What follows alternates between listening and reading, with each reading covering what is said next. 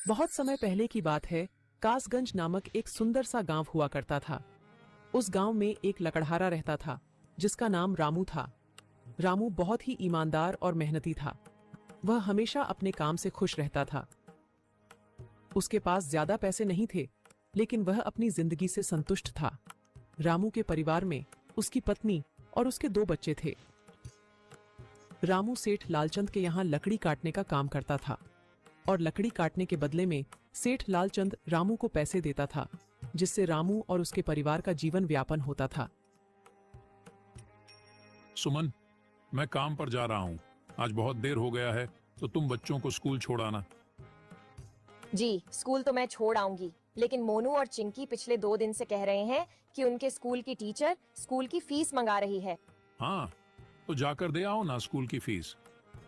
अजी कहाँ से दूं? आप जो पगार लाते हैं उसमें मुश्किल से तो घर चल पाता है। अब उतनी सी तनख्वाह में मैं बच्चों की फीस का इंतजाम कैसे करूं?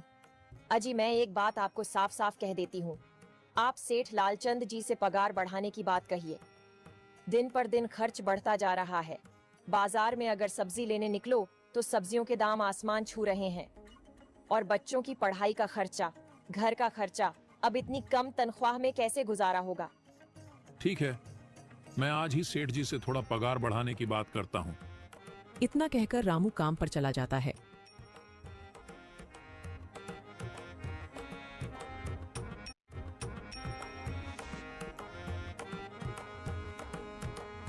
अरे भाई, आज तो पगार का दिन है। देखो, अब यह सेठ लालचंद कोई ना कोई लोचा जरूर करेगा। हमेशा कोई ना कोई बहाना बनाकर पगार कम कर देता है। और अगली बार तो मेरी आधी पगार काट ली थी, यह कहकर कि जो मैंने लालचंद जी से 200 रुपए उधार लिए थे, उसका ब्याज बढ़कर 1000 रुपए हो गया है। इसलिए मैं तुम्हारी पगार में से 1000 रुपए काट रहा हूँ। हाँ हरिया भाई, तुम एकदम ठीक कह रहे हो। ये सेठ लालचंद ना एक नंबर का चालाक और लालची इंसान है। एक तो दुगुना काम ले लेता है और बदले में पैसे भी पूरे नहीं देता। हाँ भाई, मेरे भी अगली बार सेठ लालचंद ने पगार काट लिए थे। मैंने बस 2 छुट्टी ली थी जब मेरी बिटिया बहुत बीमार थी, और इस लालचंद ने इस बात का फायदा उठाकर मेरी पूरी आधी पगार काट ली। हे भगवान, बस सेठ जी, इस बार मेरी पूरी पगार दे दें। बच्चों के स्कूल की फीस भी भरनी है। ऐसे सभी लकड़हारे अपने काम पर लग जाते हैं। काम करने के बाद सेठ लालचंद के पास जाते हैं।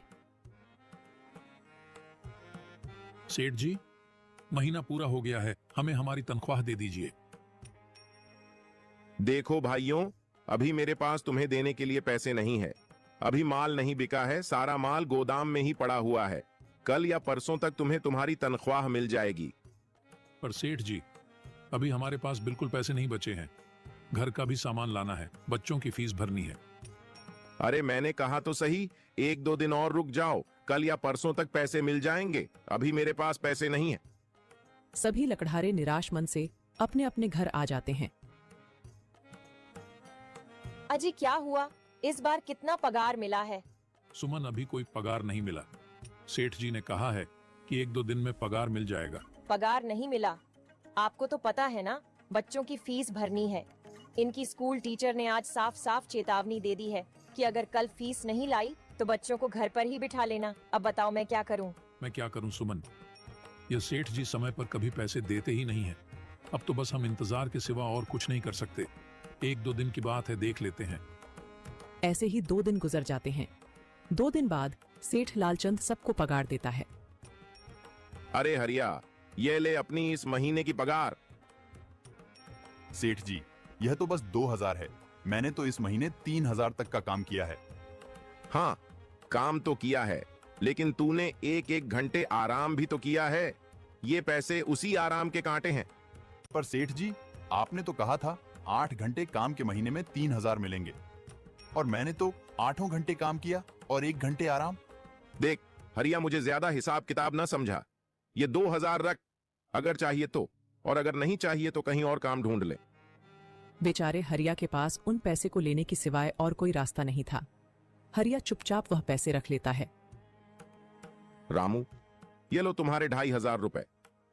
पर सेठ जी, 2500 क्यों? मेरे तो पूरे 3000 बनते हैं ना। मैंने तो कोई छुट्टी भी नहीं की और ना ही कोई आराम। मैंने तो अपना सारा काम समय पर किया है। हाँ, समय पर तो किया है, पर इस समय बाजार में लकड़ियों का दाम काफी सस्ता हो गया है। इस वजह से अभी तुम्हें भी पगार कम ही मिलेगी जब तक लकड़ियों का दाम नहीं बढ़ता। पर सेठ जी, बात तो 3,000 की हुई थी ना, अब 2,500 में मैं कैसे घर चलाऊंगा? बच्चों की स्कूल की फीस भी भरनी है सेठ जी। इस बार आप पूरे पैसे दे दीजिए। 2,500 ही मिलेंगे तुझे। यहाँ काम करना है तो कर, वरना कहीं और काम ढूंढ ले। बेचारे हरिया के पास उन पैसे को लेने की सिवाय और कोई रास्ता नहीं था।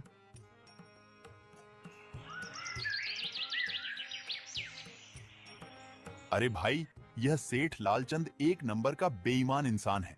सारे पैसे अपने जेब में भर लेता है और बहाने बनाता है कि लकड़ियों के दाम सस्ते हो गए हैं। देख लेना, हम गरीबों की किसी न किसी दिन इसे जरूर हाय लगेगी। नहीं हरिया, ऐसे नहीं कहते। वह हमारे अन्नदाता है। आखिर उन्हीं के वजह से तो हमारा घर चल रहा है। अरे काहे का अन्नदाता? काम के पूरे पैसे तो देता नहीं है। पूरे महीने मेहनत करके भी क्या मिलते हैं? बस ये 2,000 रुपए। इसमें घर खर्च कैसे चलाएं? ऐसे तो हम कभी तरक्की नहीं कर पाएंगे। और हम कर भी क्या सकते हैं हरिया? हमें लकड़ी काटने की सिवा और कोई काम कहाँ आता है? और कोई काम खोलना भी चाहे तो उसके लिए हमारे पास इतने पैसे कहाँ हैं? अब जो भी हो, हमारा तो बस ये सेठ लालचंद ही सहारा है ना। कुछ देर बातें करने के बाद अपने घर की ओर निकल पड़ते हैं। जी आ गए आप। कितनी पगार मिला है? सुमन, इस बार सेठ जी ने बस 2,500 रुपए ही दिए हैं। बस 2,000? इतने में कैसे घर चलाएंगे? बच्चों की फीस में ही 1,000 रुपए निकल जाएंगे। फिर 1,500 में क्या क्या करेंगे? अब मैं क्या कहूँ सुमन, अब तुम्हें इसी में ही गुजारा करना होगा। तुम सबसे पहले बच्चों की फीस भर देना, इसके बाद बाकी का मैं देखता हूँ। अजी आप क्या देख लोगे? सेठ जी से पूरे पैसे तो मांगे नहीं गए आपसे? नहीं सुमन, मैंने सेठ जी से पैसों के लिए कहा था, पर सेठ जी ने साफ इनकार कर दिया और कहा, यह लेना है तो लो, वरना कहीं और काम ढूंढ सकते हो। मैं सोच रहा हूं कि लकड़ी काटने के बाद मैं कहीं और भी काम ढूंढ लूं।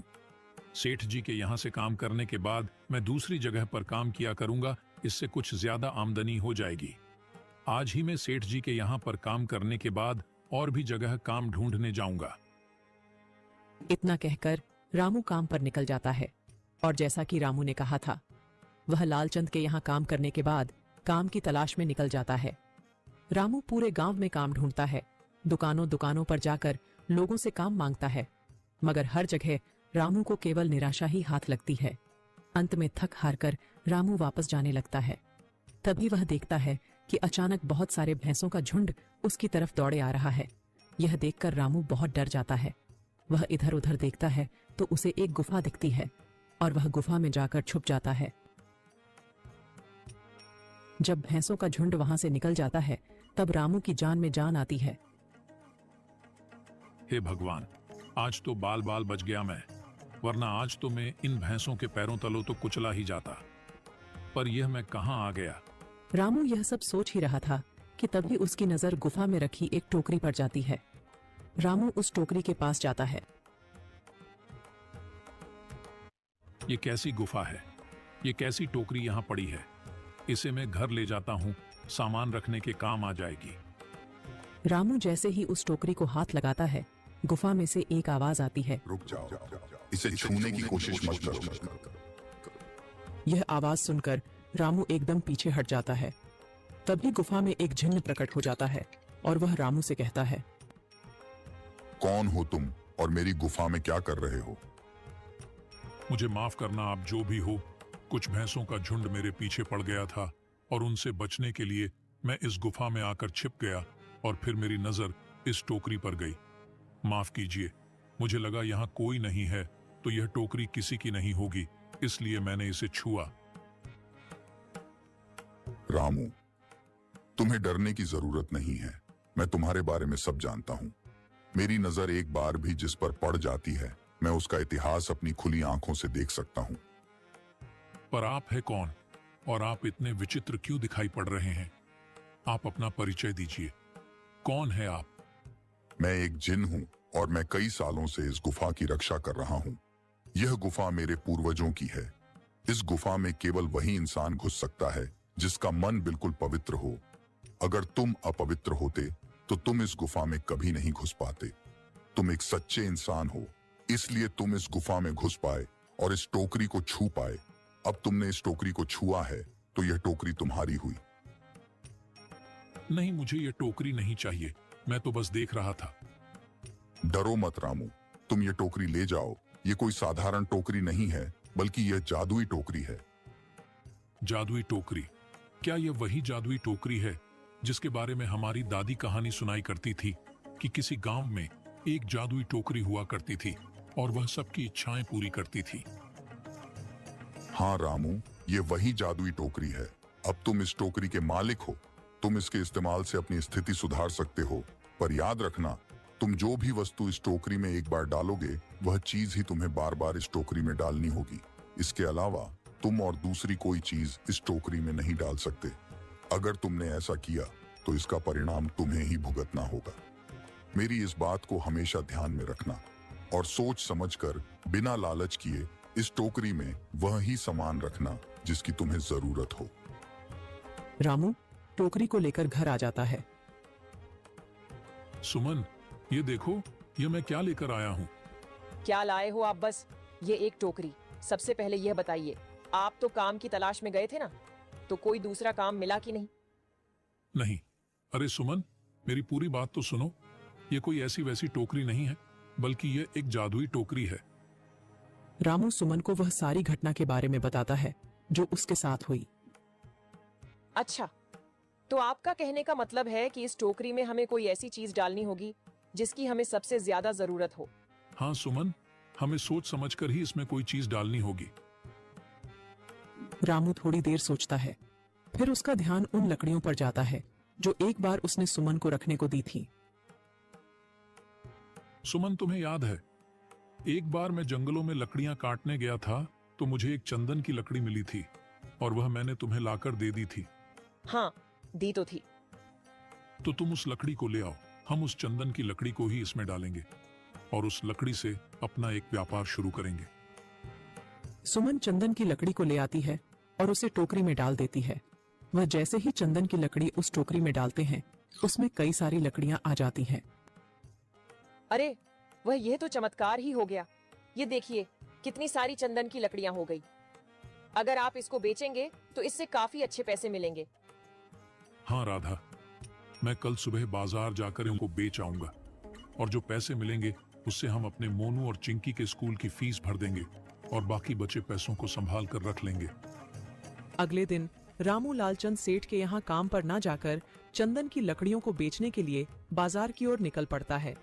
वहां पर रामू चंदन की लकड़ियों को बहुत ही कम दामों में बेचा, जिसकी वजह से आम लोगों के साथ साथ बड़े व्यापारियों ने भी रामू से चंदन की लकड़ियां खरीदी। लकड़ियों को बेचकर रामू को काफी अच्छे पैसे मिले।